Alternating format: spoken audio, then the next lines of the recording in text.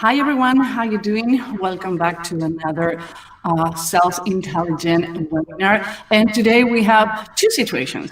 A, never underestimate how long it's going to take to remodel your office. I have all my books all over the floor and half of the wall painted, so this is my living room. Welcome to my house. And second of all, we have a little technical problem with the StreamYard. So our guest today, Michael Solomon, it's an angel. Thank you very much, Michael. He's listening to.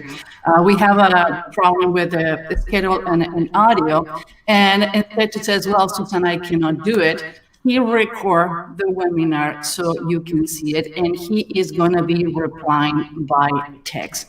Let me tell you, most people where it says no, that is the quality and the pedigree that the guest that we have today. Let me tell you about Michael Solomon. I met him through, we have the same agent. I have the chance to go through his bio. And I says, Michael, please, you need to be in our Women Are Self-Intelligent. I think that what you talk is timeless. He talks about the past, the present. He says they cannot predict the future, but some of the companies he has been working with, they say yes. Michael specialized in consumer psychology and consumer research, besides to be a teacher that he enjoys so much, and now is moved to online. The webinar today is Everything We Know is Wrong, How to Create Brands that Engage Consumers in the Wild New World of Marketing. Conventional marketing strategies are built upon predictability, stability, and the comfort in knowing that we can understand our customers yesterday, today, and tomorrow. We love to put these categories on walls are crumbling as fast. Are you ready for the earthshaking? And you know my accent, I destroy words. Disrupting taking place right now in the consumer behavior. Well, review some of the walls that's separating you from customers, including me versus we, offline versus online, products versus consumer, work versus play, body versus things. One of the things that I love, I had the chance to see in webinar first, it's the concept that things maybe are not the way you expected, but certain tendencies and things that are being happening now, there was coming before. And actually, most of the people that I hear talking about this situation, it's negative. Michael have a perspective where we can see a light at the end of the tunnel. And I always say, in Chinese, the word crisis is an opportunity. And Michael today is going to present us what is the opportunity for business, for consumers, and for new business to take this situation. And let me remind you, and Michael, you probably remember this, companies like Uber, Slack, and other big companies started on the depression of the 2008, and they become strong. And today are companies who wasn't expecting to get the door open, or they didn't expect it to exist. Not only they were created, they're successful, they even got on the stock market. So my politics personally, and I told my team when this happened, is like, guys, this is an opportunity to do something better and get it done. And I love to find somebody like Michael who can say from a perspective. Let's remind you that Michael have a Ph.D. He knows definitely what he's doing. He's a keynote speaker too. And I would advise you, if you haven't met Michael yet, you can Google his name. His email is going to show up on the stream. He writes for Forbes magazine. He has worked with the #1 companies around the world, and they call him back. I always say, if they call you back, it's because you're really good at what you do. So, ladies and gentlemen, I'm going to be sharing the screen with the webinar that Michael, again, he was an angel, recorded previously and sent it to us so you can enjoy it. I hope you like it, because for me, at least, the topic is fascinating. I will not going to be interrupting the webinar at the end, when it's 38 minutes and something, we're going to jump back and try to answer as many questions as you need. And remember, you're going to be seeing Michael's name and email if you want to contact him directly. I hope you enjoyed this webinar as much as I did this morning when I was preparing for. So, oh, by the way, shout out to Eric Huntley for an Unstructured podcast, because he teach me how to share audio on the StreamYard. So let's see if we're sharing, and let's go for the webinar. Guys, all yours. Hello, Susan. Thanks so much for having me on your great program. I really appreciate it. It's an honor to be here, and thanks so much to all of you. I would like to know if everybody's listening to the audio. I'm going to talk a bit about the new normal, and to make sure that we have audio. Michael, can you find if you listen to the audio? That is good. I've been doing it for well, a lot people, of years, I don't want to distract you, so all yours. Enjoy it. I've never worked in a period like we're going through now. It's a new situation for all of us, so we all have a lot to learn, but it's very important to get a handle to the extent that we can on how things are going among consumers, how we expect them to change, and so on. So it's really been fascinating to study consumer behavior in my career, but especially over the last 5 or 10 years, because there have been a tremendous amount of changes and upheavals in the marketplace. And this was going on even before the pandemic. So one of the things I'm going to emphasize is that other than maybe Zoom happy hours and elbow bumps, the pandemic hasn't changed behaviors as much as it has facilitated or exacerbated trends or disruptions that were already going on. So what happens in a crisis like this is that these things tend to move even faster than they did before. Now, first of all, I want to make it clear, I don't have a crystal ball. I can't predict with 100% accuracy what's going to happen even in the next day, much less the next month or quarter. But frankly, anybody who does tell you that they can predict the future, if you believe them, then, I've got a bridge to sell you, or maybe some real estate in Florida, because nobody is able to predict with certainty what's going to happen, of course. But having said that, we can make some informed predictions or guesses, largely based on a very simple premise, which is that the single best way to predict future behavior is to look at past behavior. Again, it's not 100% because every situation is different, but it's helpful as a starting point to take a little look backwards and to see to identify some situations that at least have had some similarities in the past, and to get a sense of how people reacted there, at least as a starting point. And you've probably heard this famous quotation: "Those who can't remember the past are condemned to repeat it." And that's definitely true in marketing as well as in other parts of human activity. So, for starters, let's take a look back at the year 1918. Many of us didn't realize before the pandemic hit that we actually had a major flu epidemic or pandemic back in 1918 that killed many millions of people. I think we all know that now. And it's fascinating when you look back and you see some of the advertising and the public announcements and so on that were going on at that time. As these these are all from 1918, you can see that there's a lot of similarity in terms of the way people are reacting, and especially using a mask and so on. For what it's worth, there's also some good data that show that cities that practice social distancing, that really enforce that, actually came out better economically in the long run for 5, 10 years, even longer after that, than did cities that did not enforce social distancing. So for what it's worth there. I've written about consumer behavior in the new normal. I write for Forbes, and some of what I'm going to talk about today you can find in a briefer form. If you're interested, you can just go to Forbes.com, look for my name, and you'll find this article. Obviously, there's a lot of interest among business people, among journalists, and among the everyday public, of course, about what we can expect in the new normal.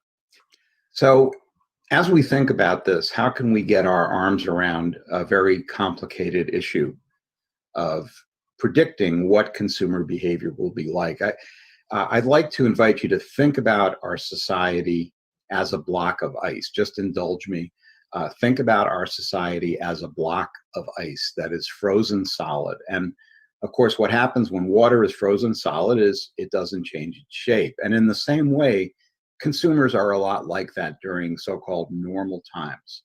In other words, we tend to be very set in our ways to a very large degree, and we tend to be, for example, reluctant to try new things. We don't like to really change our habits very much. When we have favorite brands, for example, we like to stick with those brands. We have set ways of doing things.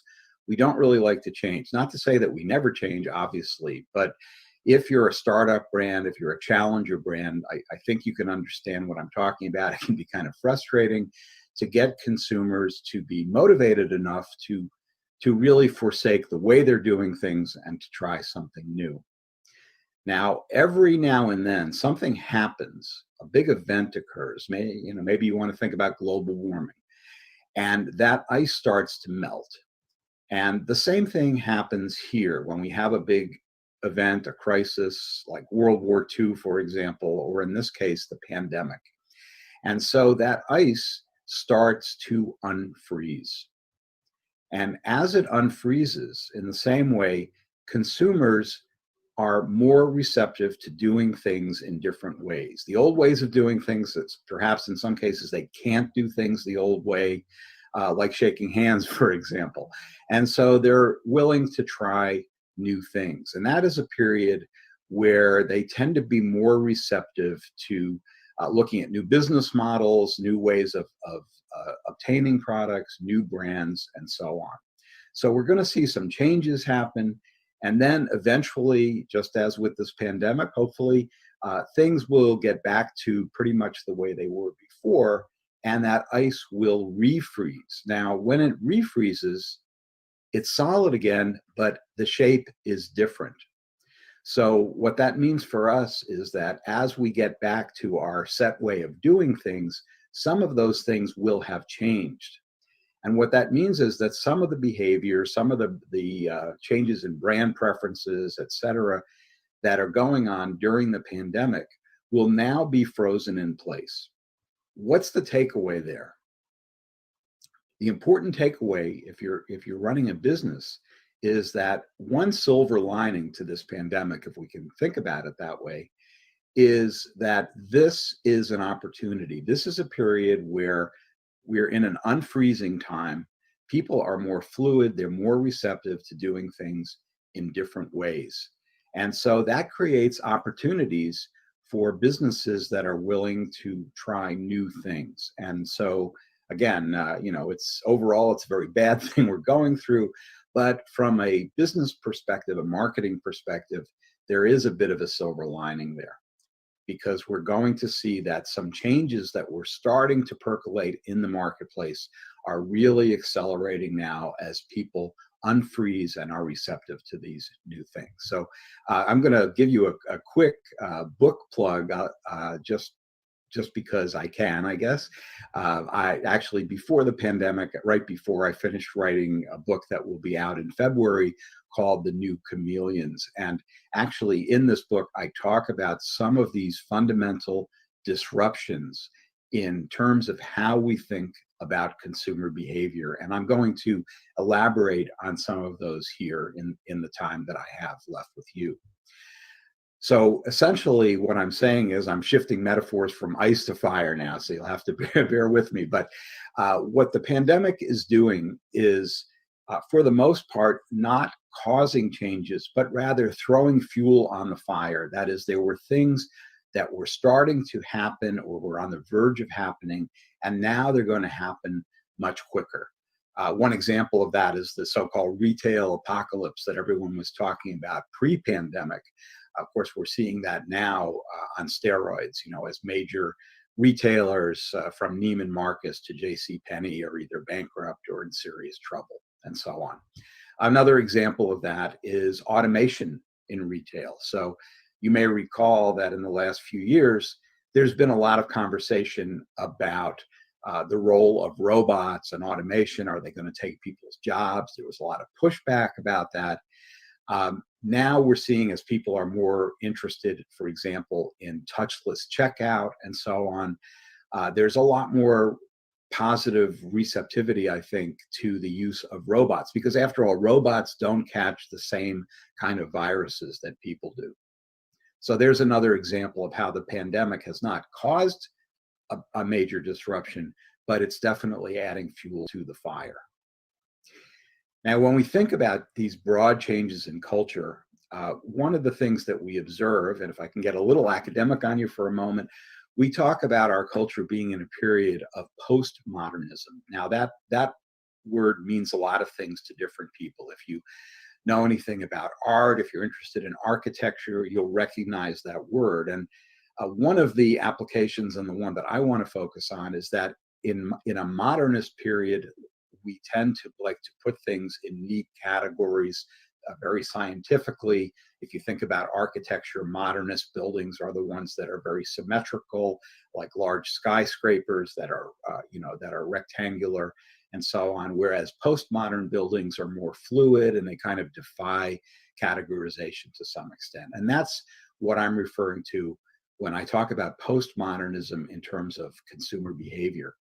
It's very important for us because, for one thing, it reminds us that the postmodern consumer, especially younger people, in terms of how they think about brands, their perspective is quite different. And by the way, they're pretty positive overall about brands. It's not that they don't like branding, but they use brands differently. They actively select different brands, some of them well-known brands, often some obscure brands, maybe some that they read about when they follow their fashion bloggers or what have you.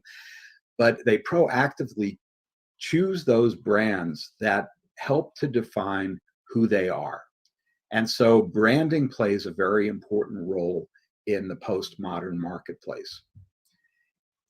What that means for us is that in a postmodern period, we move beyond established industry categories. In every business, no matter what business you're in, your industry has categories, has ways to define both the products it makes and the consumers that it sells to. So if you're in the fashion business, for example, you might talk about resort wear or formal wear or various categories like that. I'm going to give you another example of that in a moment. In a postmodern period, a lot of those distinctions no longer make much sense because from the consumer's point of view, they tend to blur together, and consumers want them to blur together. Very much like going to a restaurant, and well, I guess we don't have too many buffets anymore, but if you go to one of those big international buffets and you can put lots of things on your plate, you're not having Mexican food or Italian food or Chinese food, you're putting all these different things together on your plate. And that's how consumers today really like to experience many of the things that they buy.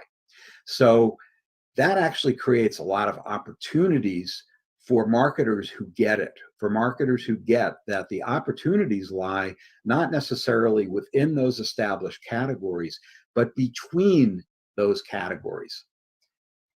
Because consumers are experimenting with a lot of different lifestyles. They're no longer hemmed into certain stereotypes. So this guy, for example, is, the typical button-down executive guy, but, here on his lunch hour, he's getting some ink on his arm. And so that's a very different lifestyle than the one that you would think he has by looking at his white shirt and his tie and so on. So let's take an example of this in the fashion business. That's a business that I do some work in. We have an established category, been around for many years, called athletic wear. And for a number of years, it's doing okay. It's not really doing great. Sales are kind of steady, nothing really happening there. We have another category the industry uses called leisure wear. Same thing for leisure wear, not much happening. But a few years ago, some smart people looked around and they looked at changes going on in the culture. They looked at some of the, for example, the emerging emphasis on wellness and health, and especially yoga as a lifestyle choice. And what did they do? They said, let's take some of the characteristics of each of these existing categories, but not be hemmed in by either of them. Let's merge those together to form a new hybrid category that we call athleisure. And as you are probably aware, athleisure as a category has really gone through the roof. And so retailers like Lululemon, for example, that was one of the originators of this style, they've done really well because they were able to look between the boxes and to invent an entirely new category. So what we want to do is we want to try to tear down the walls that separate these traditional walls, that separate consumers, that separate industries, and find new paths to resonance. Now, what do I mean by resonance? Resonance occurs when a brand really hits you. A brand is part of who you are. It helps to define your identity. It helps to define your culture.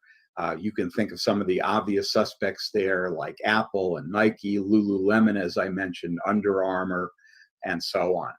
Those are brands that have successfully figured out the story that they want to tell that goes well beyond functionality, because after all, a brand really is a story. And they figured out that the story that they're telling is one that people are really going to gravitate towards. And so it's going to resonate with them. So what I want to do in the time I have today, I'm going to very quickly go through 7 of these walls. I talk about even more in my book, but I want to quickly run through 7 of these walls. And I hope you can think about this for your own business. Some may be more relevant than others, but think about how you can break down established categories and assumptions to open up new opportunities. So the first one I want to discuss is me versus we. That is the individual versus society, and the individual's identity versus the identity that society wants to assign to that person. Now, back in the day, maybe back in my day, I guess you can tell from my gray hair, we had an expression, right? Do your own thing. And so one of the big priorities in society was to be an individualist. We could argue that we weren't. We were actually conforming by all being individualists, but that the priority was on making your own decisions. Now today it's quite different, I think, especially among younger people, but not exclusively. When we look, for example, at social media, the enormous impact it has on our lives, one of the things is that people have a tendency to want to validate their choices with their networks. And so you've probably all seen, this thing that goes on maybe in a restaurant where a plate gets served to a person, but they can't take a bite before they take a picture and post it on Instagram. And that happens really quite frequently in a variety of areas where people are asking for input from their networks, not only after they buy, which we've always done, but before they buy as well. And so what used to be the era of me, maybe back in the 60s and early 70s, has become the era of we to a large extent. One of the things that happens there as a result is we have a tremendous explosion of what we call user-generated content. You may have heard that term. When people ask me what is the biggest development in marketing over the last decade or so, I usually say it is user-generated content, because what it means is that everyday consumers now are blending into the marketplace. And it's becoming very important to look at what other people are doing with your products, and consumers themselves are looking very carefully at what other people are doing with these brands, perhaps even before they buy them. Another outgrowth of this is the explosion in content marketing. So content marketing essentially means, rather than putting out a sales pitch and trying to persuade people to buy your product, you're putting out a lot of useful content that they're sharing. They may be contributing to that content, and then that generates interest in your brand. And so people are coming to you rather than you going to them. And that's, again, one of the dominant marketing stories of this decade. The second wall I want to talk about very quickly is the distinction we make between offline versus online. Now, many of us, most of us live in an online world, younger people especially, but even older people like me are constantly online. But I think for older people, we still have a distinction that we make. We say, I'm going online now to look at something. So there's a dichotomy. We're either online or we're offline. To a large extent, especially among younger people, that dichotomy no longer exists because consumers today are both online and offline at the same time. They're constantly moving back and forth and obviously spending a lot more time online than we've ever seen before. The average young consumer today spends more than 11 hours a day looking at a screen. So obviously, and omni-channel retailers and marketers understand this, if you want to reach these consumers, you still have to be offline, but you definitely have to be online. The point is that these, from the consumer's perspective, they're not making the distinction. So they're constantly moving back and forth, and that's where you need to be as well. So we have to look at ways to blend the online versus the offline worlds. And that creates also some interesting opportunities for marketers and advertisers when those old distinctions go away. So for example, when we go into the digital realm, we see that technology is in many ways altering our perceptions of reality. I'm not talking about fake news here. I won't even go there.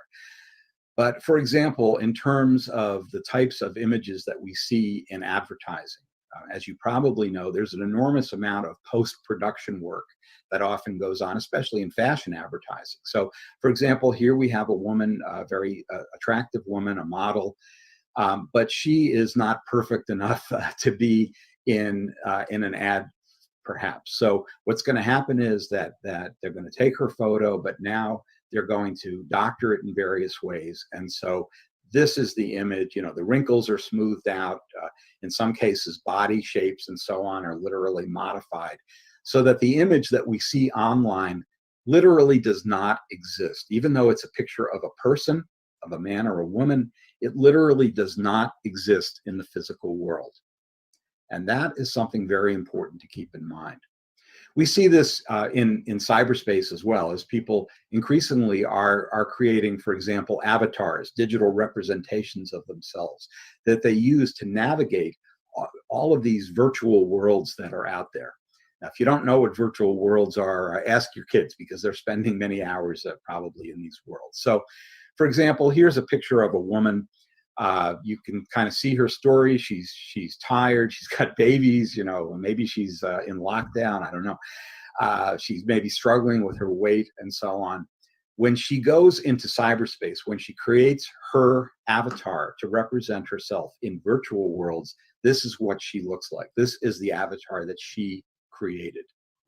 Nobody else created it for her. This is what she created. And you can see that it's very aspirational. It's based on how she wants to see herself rather than as she sees herself now. And so as consumers are spending more time in these places, their identities are changing in some very interesting ways that I've written quite a bit about in other places. Also, for example, there's a lot of digital fashion going on. A lot of young designers who don't have the capital to start a bricks and mortar store, for example, are going to post their designs online, very realistic looking. They might create a following there, and that might be how they launch their business. So there's a lot of activity going on in digital spaces, obviously. A lot of it's going on, by the way, beneath the radar. Many people, even marketers, are not aware of this, but there's a huge amount of activity going on in the digital world today. So we have to blend these two realities, the digital reality and the physical reality. One way that we're doing that, which is very exciting, I've worked in this area for quite a while, is augmented reality. You may have heard that term. If you haven't, you've probably heard of Pokemon Go. That was probably the first public, really big application of augmented reality, which means to augment it, to add to. What we're doing is we're taking the physical reality that we see with our eyes, and now we're we're taking our device, our phone or our other smart device, and when, for example, if you played Pokemon Go, you know that you could, go into the lobby of a building or a playground, and hold up your phone, and you're looking at that same lobby or playground, but now little monsters are running across it. Now that was a fun game. A lot of people got involved in that, but there's some very serious marketing ramifications to that, because what it means is if we do it the right way, we can take very static physical stimuli like store displays and billboards and things like that, and by holding our smart device over that, that can actually trigger something that's much more interesting. I'm going to play you a very quick clip. This was a project that I worked on with a company in Canada that creates this kind of technology.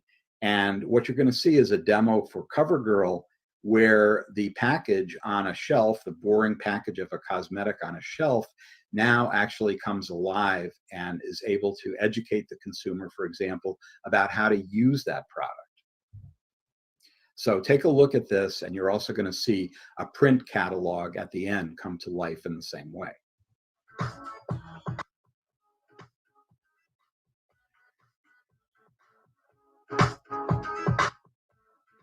Casey, I would never go out without my CoverGirl. I want to look natural.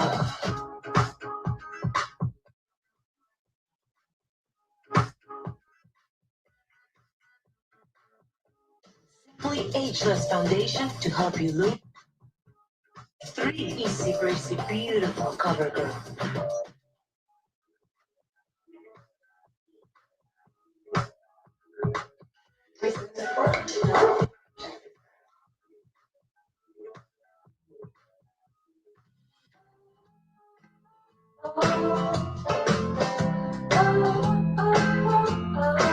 So if the product disappears by the time you get there, don't worry. It means you probably don't need it. So don't add any extras here. Sponge.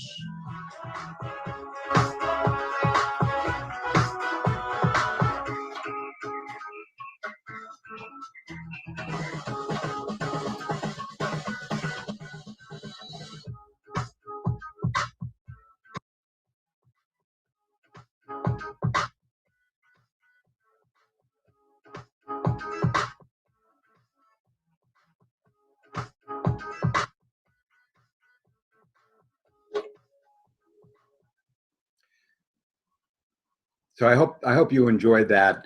Maybe it can give you a hint to think about your own business and how you might use that kind of technology there.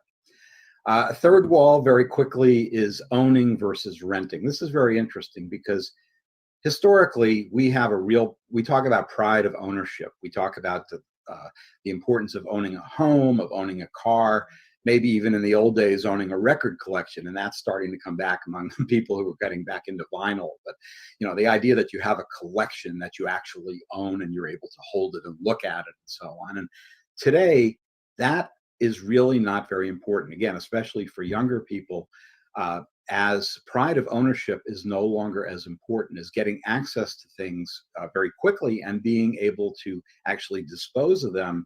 For example, a car, we were seeing a huge increase in number of people leasing cars.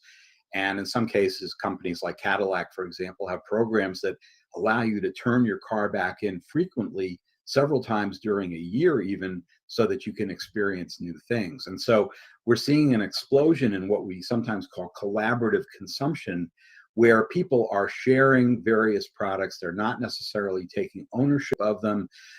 It could be bicycles that they're renting. It could be, of course, Uber trips and that sort of thing. It can be music. It can be books. It can even be household tools, things like power drills and so on. It's much cheaper to rent a power drill for most of us only use that drill for probably an hour of its during our lives, and yet we're paying full price for it. So this notion that it's not necessary to own things, but now actually to lease them or rent them is becoming very important in a lot of industries. In fashion, for example, you're probably familiar with Rent the Runway and the phenomenal success that they've had, as a lot of young women in particular no longer think it's so important to have a closet full of clothes that they own but don't necessarily wear. Rather, they get a new outfit in the mail and then they're able to turn it around. A fourth wall, I'm going quickly through these walls, is producer versus consumer. So in the old days, there was a very, very thick wall, especially as companies didn't want customers to have any sense of what they were doing until the product was absolutely perfect and ready to go. That's really changed today. It started with software. We talk about things being in beta. And today, a lot of products are in beta as well, as some companies realize when they develop new products, the best source of inspiration for ideas is their customers. And so there's a lot of so-called co-creation going on, where customers are enlisted to actually be involved in the production of the products that they buy. In terms of advertising, you may be familiar with the Doritos campaign that ran for 10 years during the Super Bowl, where everyday people shot ads for Doritos. In many cases, these ads cost them less than $100 to produce. They put them on during the Super Bowl, and for 10 years running, those ads were among the most effective and most recalled ads during the Super Bowl. So that's a great example, again, of user-generated content in the advertising space. Now, there is a downside to this. You know, when you give the inmates the keys to the asylum, they're going to do some interesting things. And so consumers can be very creative. You know, companies that are used to guarding their collateral very carefully, their intellectual property, have to become much more flexible in this day and age. These are all examples of company logos that consumers have played with a little bit, I guess you might say. But the thing is that in today's user-generated world, the reality is you don't own your brand anymore. You co-own it with your customers. And they are going to find new uses for your brand, no matter what you do, that you probably hadn't thought of. I doubt that the person who designed this cigarette lighter, for example, ever thought that it would be used as a piece of jewelry for the face. But this is the kind of thing that happens all the time. So I say, you know, get over it.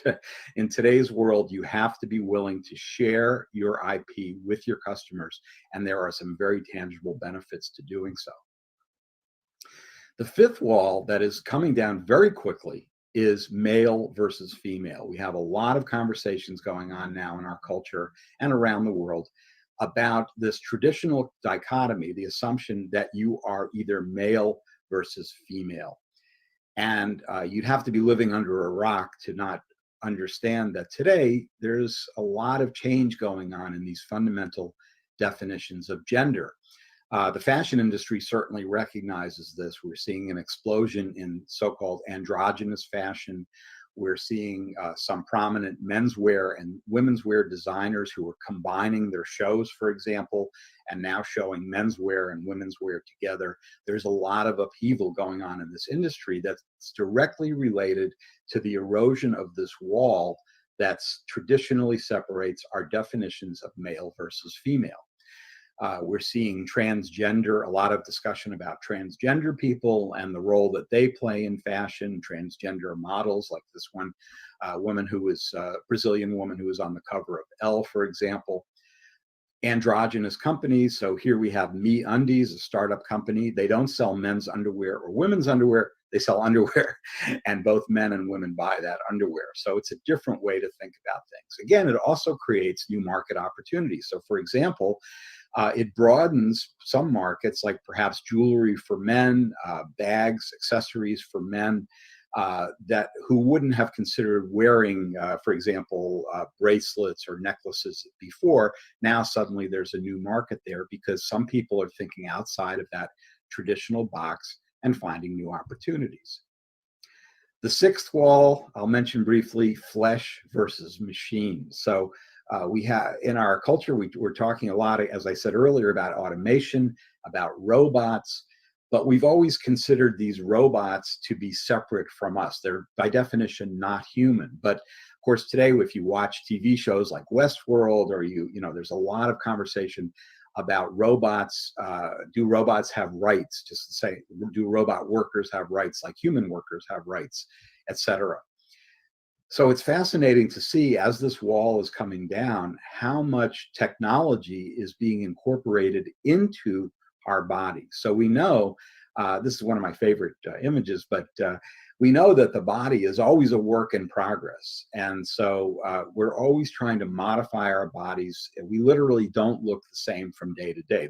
This person, Mona Lisa, obviously looks quite different for various reasons, but we all, to some extent, are a different person today when we woke up than yesterday. But what's going on now that's different is that we're not just putting things on our body, we're putting things in our body, whether it's silicone implants or dental implants. Many of us are walking around with pieces of metal in our bodies. You know, lots of people can't go through the airport metal detector because they have artificial hips and things like that. So a lot of products are really playing double duty now because they're multifunctional. So again, they're crossing industry boundaries. For example, smart contact lenses for diabetics that can monitor insulin levels is a great application of this. Pantyhose and I worked on this with a big company. Pantyhose that actually are a delivery system for various things. As basically what happens is that as the skin rubs against this particular kind of textile, it's called microencapsulation. It's got little beads in it that slowly open. And so as the skin rubs against it, the pantyhose is going to deliver, for example, vitamins or supplements and things like that. So we can today, when we allow ourselves to look between the lines, we can see that lots of products actually can be smart delivery systems. And increasingly, I think that we're going to see this as we talk about computer wearables and things like that. Lots of interesting things happening. In some cases, we're integrating advertising into our bodies as well. This is something going on in Japan.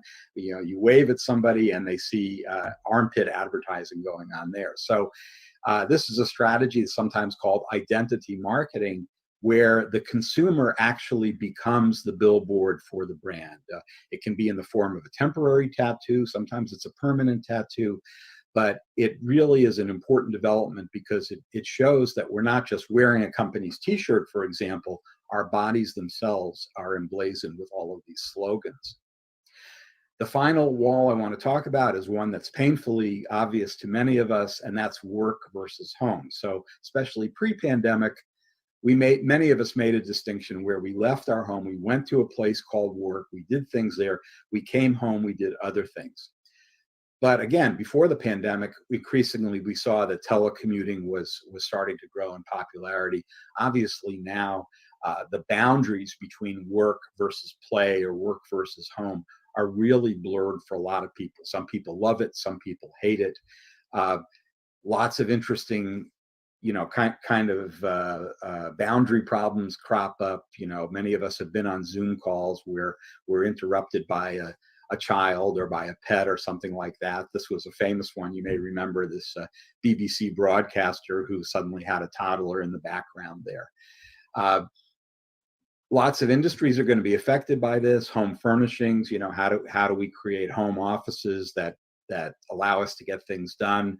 Work from home fashions, Zoom shirts, some people perhaps not wearing pants. I hate to ask my students when I'm Zooming with them whether they're wearing pants or not. I kind of stay away from that. But yeah, it's creating huge changes, definitely in the fashion industry, but in some other industries as well.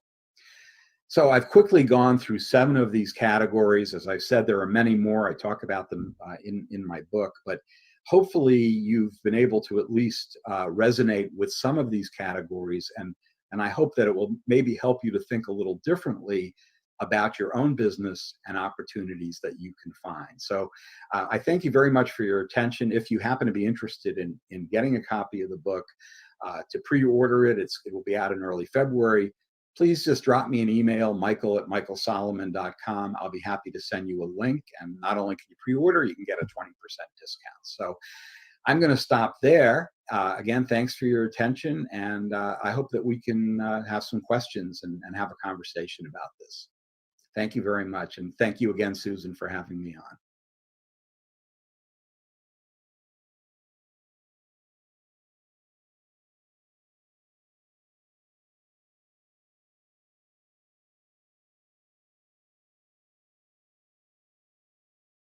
There we go.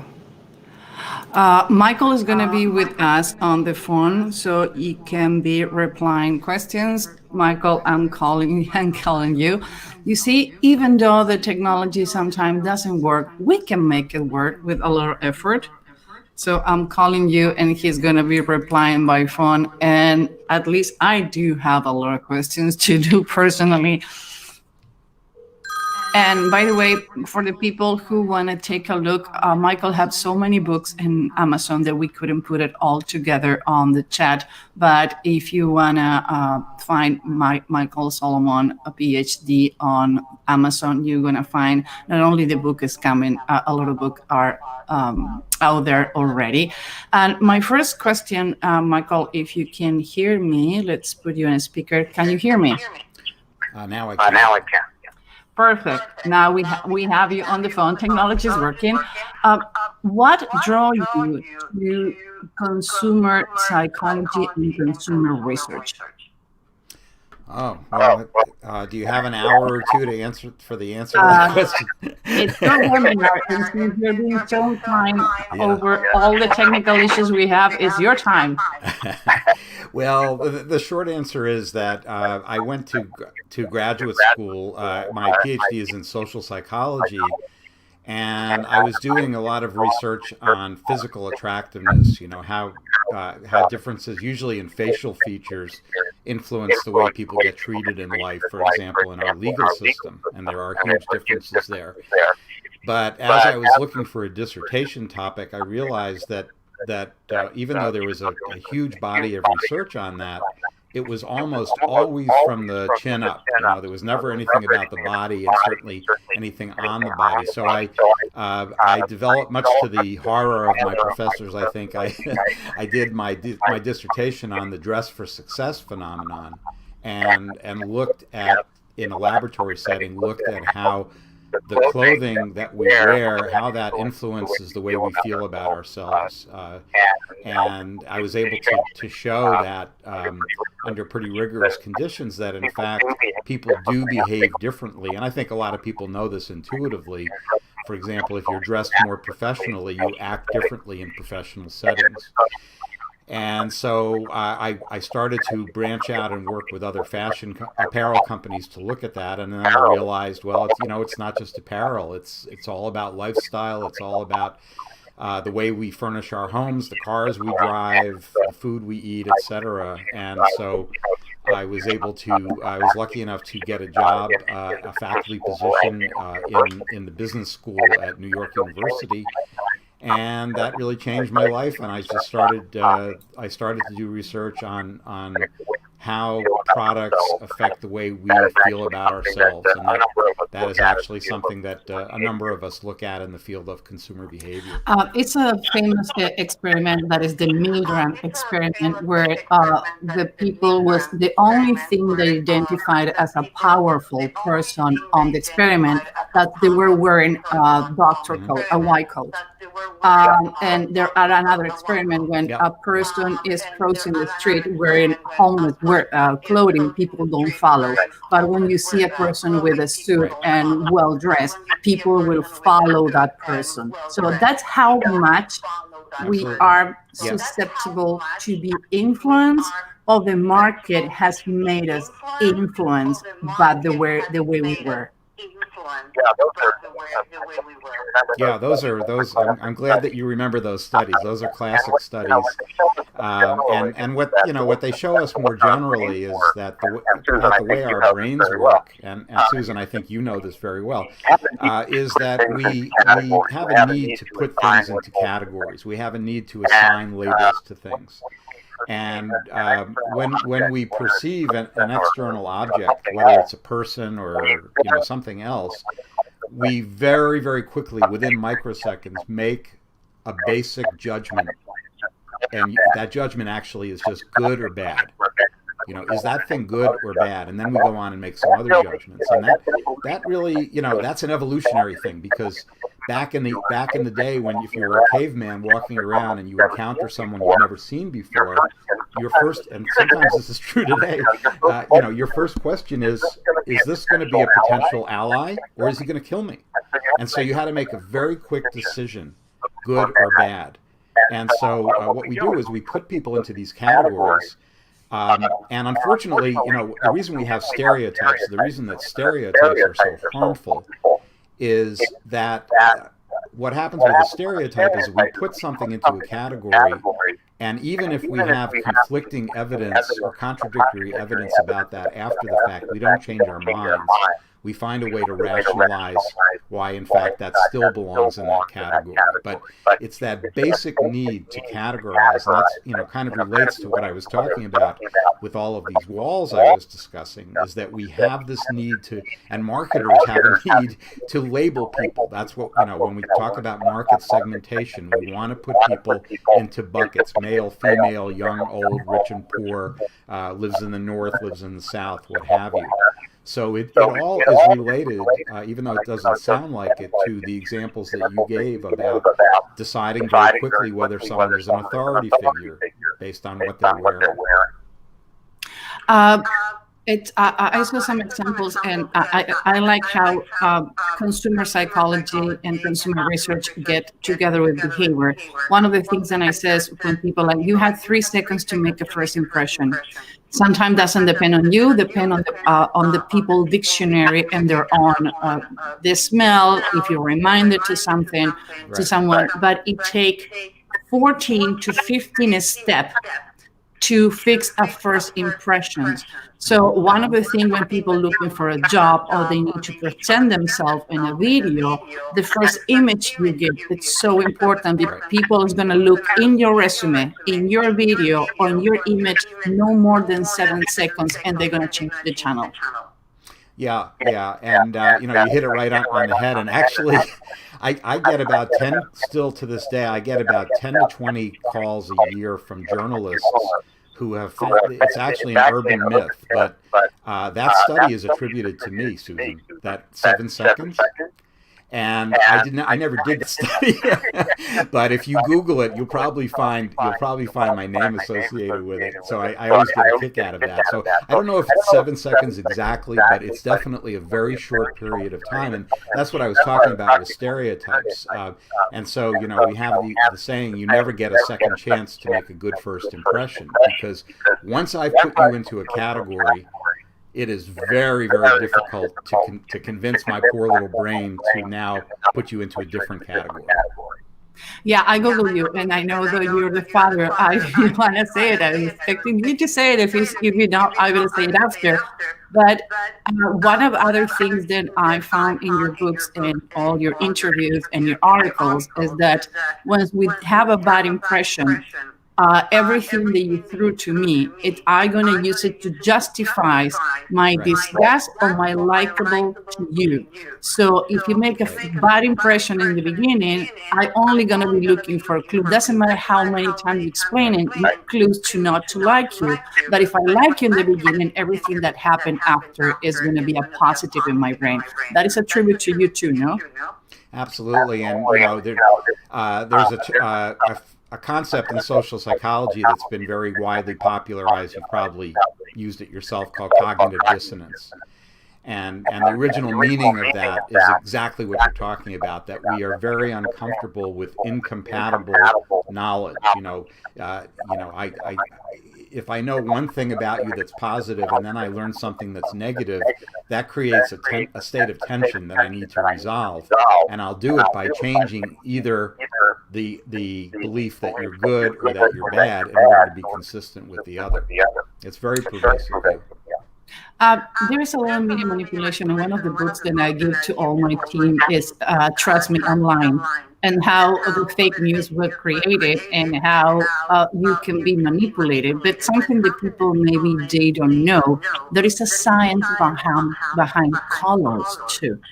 The way that companies decide the colors, the way we design the color, it took us longer to decide the logo, the shape, and the colors of the two companies, orange and yellow. And people like, why you spend so much time? Like, oh my God, for example, the shirt you're wearing has to do with royalty. You're going to see it in royalty, you're going to see it in Pilates, you're going to see it in deepness. So why don't you tell us why color? In my case, I always wear black nails or red lipstick. I have a branding done, not only on the companies that I represent, in my own persona. Somebody who see me wearing white is like, that is not Susan Evans. Why don't you tell us why colors are so important when either you design your company or representing yourself too? Because like you said, you're a brand to be sold. Absolutely, absolutely.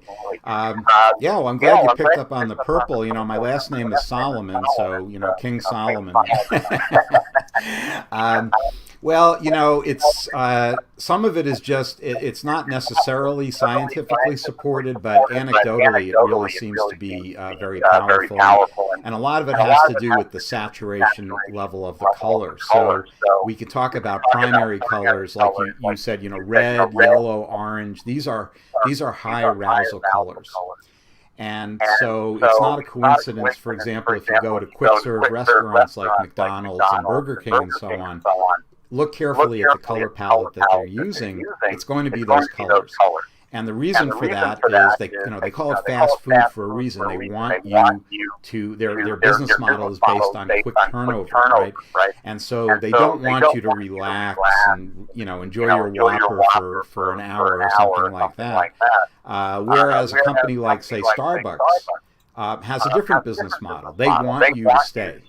And so if you go into a Starbucks, you're never going to see those primary colors. You're going to see the pastels that are very calming and relaxing, you know, the beige and the light green or something like that.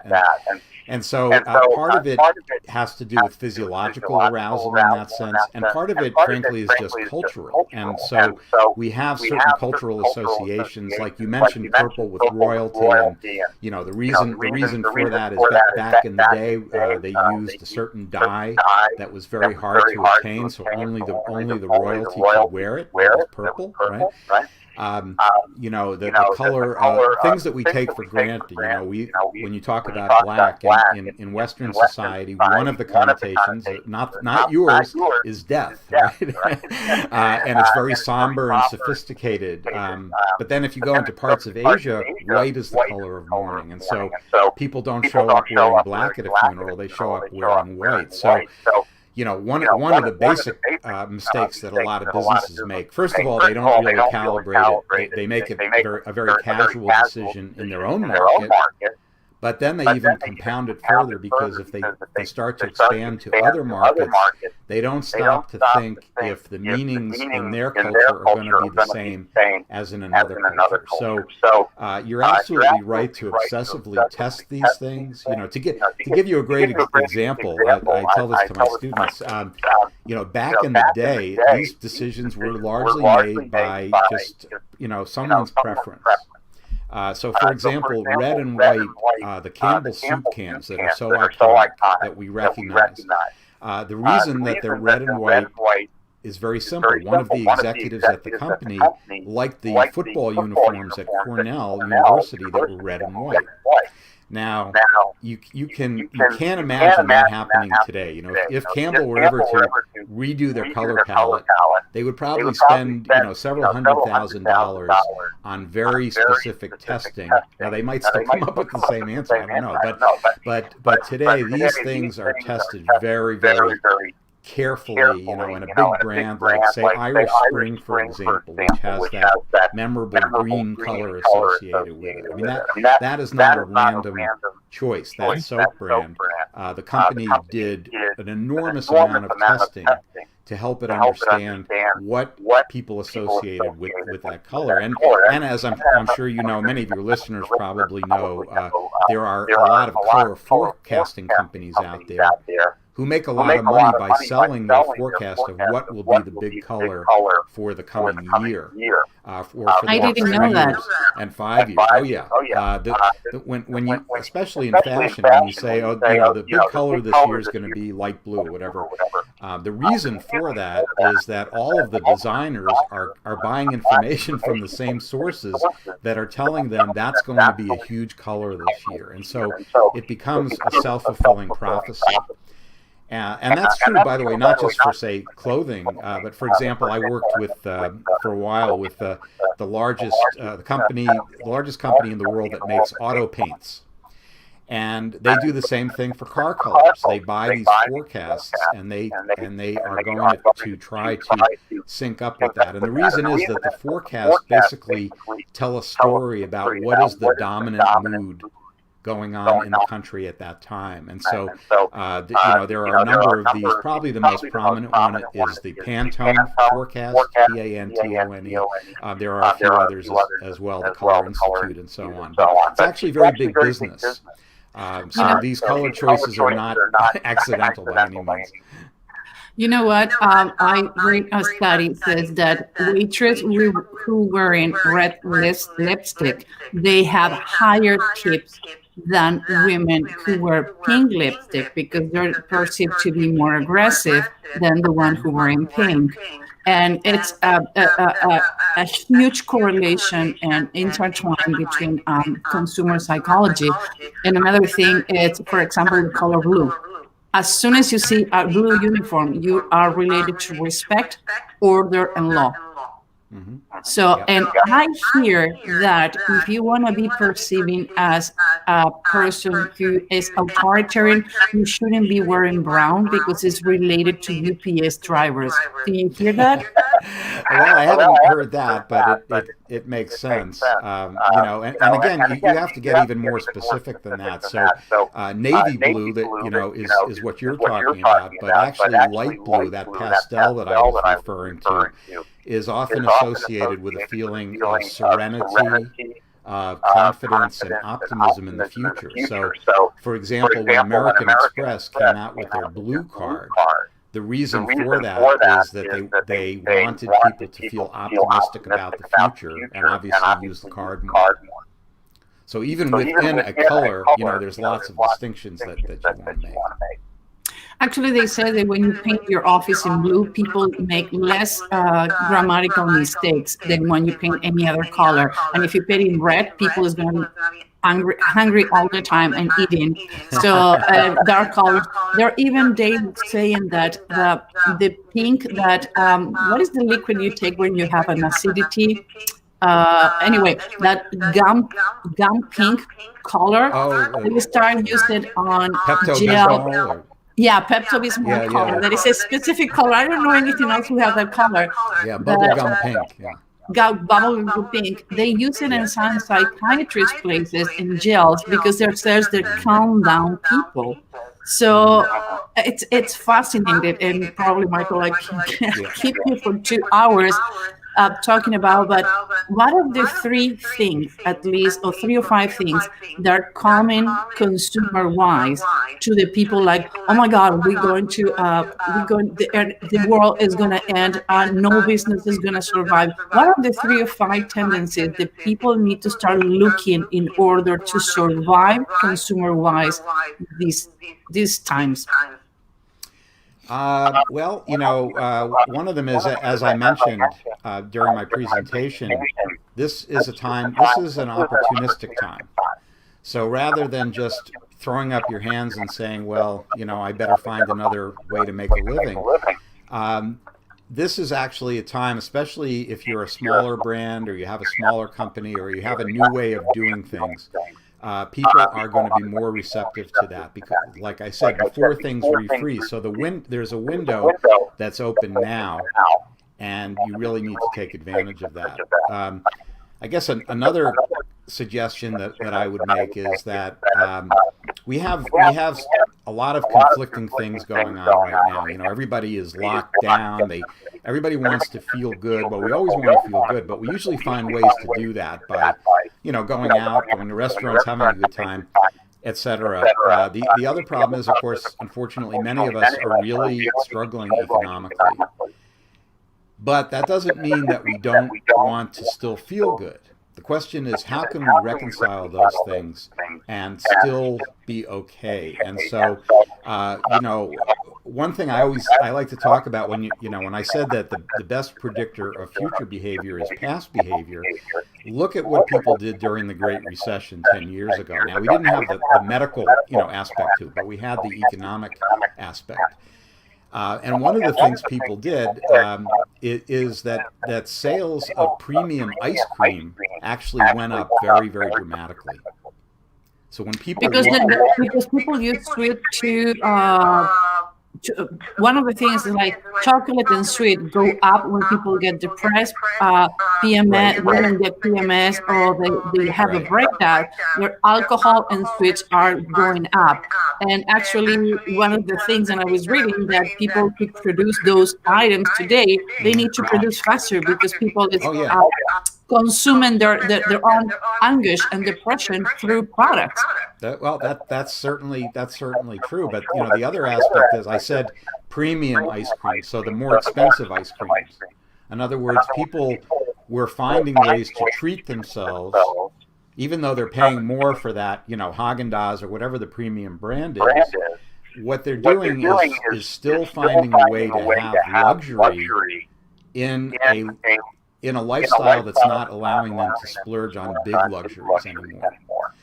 So one thing that I tell managers is, well, at least for the time being, maybe you're not going to sell as much of your big ticket items, but think about creating, let's say, smaller versions of your products or more affordable versions.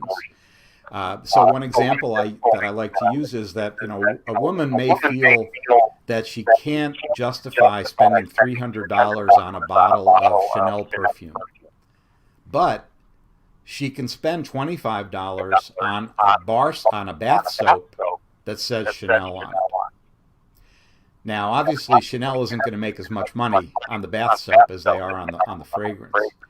But what it does is, from the consumer's perspective, it allows her to maintain a bond with the brand, and to kind of have her cake and eat it too, if you will, because she's still able to get these luxury brands in her life, just not quite the way that they were before. So in terms of a strategy, I think affordable luxury is something that a lot of companies really need to pay attention. Not just traditional luxury brands either, but any time you can make something that's a more affordable version of what you had before, that can be very useful. And I guess a third thing that kind of relates to that is a big shift that I think we're going to see in a variety of areas, definitely in apparel and probably in home furnishings and things like that as well. It is more of a focus on value, as a lot of people are questioning their priorities. Especially when money is tighter, obviously you give a lot more thought to each thing that you buy. And so, for example, before the pandemic, something that was really big, that was starting to hit some resistance, was what we call fast fashion. And everybody's probably heard that term. It's H&M, it's Zara, it's companies that are able, usually due to their technological advantages, are able to turn around their inventory very, very quickly. And so, let's say for a young woman or man who goes to H&M, the beauty of it is that every week, pretty much that they go there, they're going to see different stuff on the racks, and they're going to be able to afford it because it's not very expensive. But the problem with that, and the reason it was starting to hit some resistance, is that that's very bad for the environment, because it creates a lot of waste. Because people they're buying cheaper stuff and they're discarding it much faster. What we're seeing now is more of a focus on investment buying. So that, for example, let's take quality instead of quantity. Quality instead of quantity? Quality instead of quantity. So, instead of buying that $10, I'm making up these numbers, but instead of buying a $10 blouse every week, let me buy a $100 blouse that I'm going to keep. Because the $10 blouse has to do with the pandemic and the feeling of loss and it's a rethinking thing when you have a chaos like this happen now. So the consumer are reshaping the way the companies need to be doing things. Yeah, because when you're locked down, a lot of us have more time for introspection. You're seeing less focus on just blatant materialism, and more focus on what are the things that really matter to me. And let's face it, a lot of people are having these conversations either with their loved ones or with themselves, because mortality is something that we are thinking about a lot more. Right? If I walk out of the house, I could get sick. Now, that was always true, right? I guess to some extent, but not like it is now. And so we're seeing this movement, at least for now, away from that and more of a focus on what are the things that really matter to me. And if something's very important, I will still spend the money for it. But if it's not that important, you know what? I'm just going to do without it for now. I was reading an article. I was for 2 years looking for a mid-century home from the 60s. As you can see, my furnitures are all original from the mid-60s. And one of the problems that I found out when I found the house is the closet and the bathroom were smaller. My condo on the city in Chicago that is new, it's like 5 years old, the closet is bigger than the bedroom. What I've said is when people ask me, like, because the consumer and the quantity of things that we have on the 60s is different than consuming now. Why do you think the storage units were invented? To storage all the junk that you buy, that you never use, but it's that moment of gratification, and how good are companies giving you that moment of gratification, like eBay. You're competing with yourself. Go to another website and just click and buy. But the gratification of like, oh, I'm winning. Actually, when you're winning, you're losing. Why? Because you pay more, but you lose for what you need to buy. That's right. And again, to repeat myself, it's not that the pandemic is causing this. This was already happening before. So if you look, for example, at the decluttering craze, voluntary simplicity, people selling books about decluttering. What is it that really matters to you? Keep the things that are super important to you. Throw out everything else. That was something that was really building before the pandemic. And now that we're even more tight for space because a lot of us have family members living with us and we're working from home and so on. Again, that's just adding fuel to that fire. So, and I think your comment about the bathrooms and so on is very perceptive, because one of the good reflections of priorities in a culture is to look at how people live, spatially. And when you look at home design and how that changes. So for example, bedrooms are getting bigger. And kitchens, at least, I'm talking about before the pandemic. I don't know how it's happening now, but kitchens are getting smaller, but the dining rooms are getting bigger. So there's more space for there started to be more of an emphasis on community, especially back compared to the days back in the 1960s when we had the introduction of TV dinners. So when you think about what does a TV dinner mean? Well, it means that the family dinner, sitting around a table, is no longer happening. People are now taking their trays and sitting in front of the television set. And, whether you think that's a good thing or a bad thing, it involves a different definition of the family experience. And so in more recent years, we start to see more dialogue about the importance of eating dinner with your kids at least once a week, things like that. And so this idea of common areas where people can congregate, and then bedrooms where people are doing a lot more living, they're doing their exercise, they're starting to have more exercise machines in there and things like that. So, and by the way, also additional spaces for extended family members, like a built, in addition to the house where the mother-in-law lives. A lot of that, and some home builders, the big home builders were starting to figure that out, and a lot of their new, subdivisions in the suburbs were configured differently because now they're allowing for the real possibility that either your kids or your parents or both are going to be living with you. They call it the inline extension. When I was looking for this house, it took me longer. It says I need at least 5 bedrooms. Why? Because the house that I'm looking for is going to have closet only to put my underwear, nothing else. So my house is 2 guest bedroom. It's 5 bedrooms. 2 guest bedroom, my bedroom, and 2 of the bedroom, I knocked the walls and I did my closet because I says, okay, the only way I can fit my clothing and my things is I've knocked the walls. So like, what is happening with your house? Why you have only 2 guest bedrooms? Because the other 2 are my closet. So I'm guilty. I have more than 500 pair of shoes, so I need says that I'm a victim of expensive. You and Imelda Marcos, the shoe queens. Huh? That's how my friends call me, but it's not. I wish it only was shoes, is jewelry, clothing, handbags. Anyway, Michael, I would love to have you back.